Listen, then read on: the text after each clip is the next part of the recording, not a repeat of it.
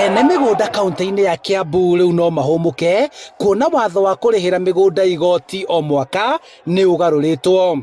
So if it's about the freehold, we have 3 clauses, honorable members, and out of this minority leader had said that the issue is as important as the people watching now.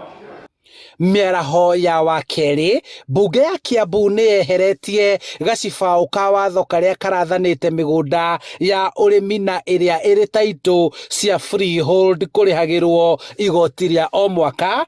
Mbunge ĩno ĩkĩhĩtũkia watho mwerũ ũrĩa ũrĩhũthĩkaga kũrĩhia mĩgũnda ya biacara.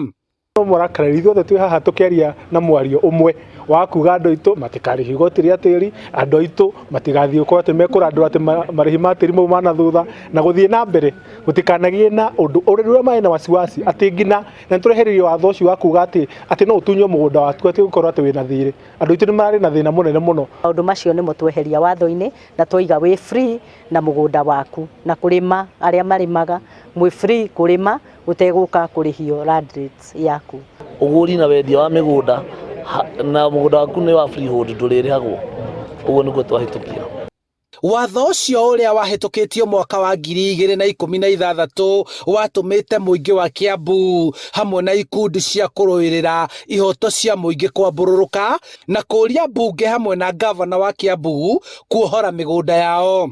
Wacenjia use ya mũgũnda waku ũtuĩke commercial, ũcio nĩ ũkoragwo wĩrĩtable.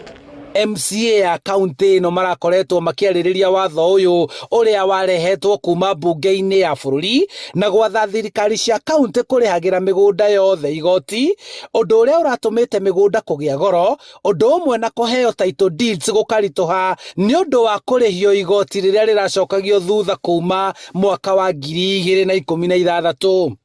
Atĩ watho ũrĩa tũthondekaga mbunge ĩno ya Kiambu ti kwĩrwo twĩragwo nĩ ajumbe ya national government, nĩ ithuĩ enyewe kũringana na kĩhoto kĩa mũikari wa Kiambu. Handũ-inĩ ha Inooro TV kuma mbunge-inĩ ya kaunti ya Kiambu, njĩtagwo Charles Gĩkunga wa Kim.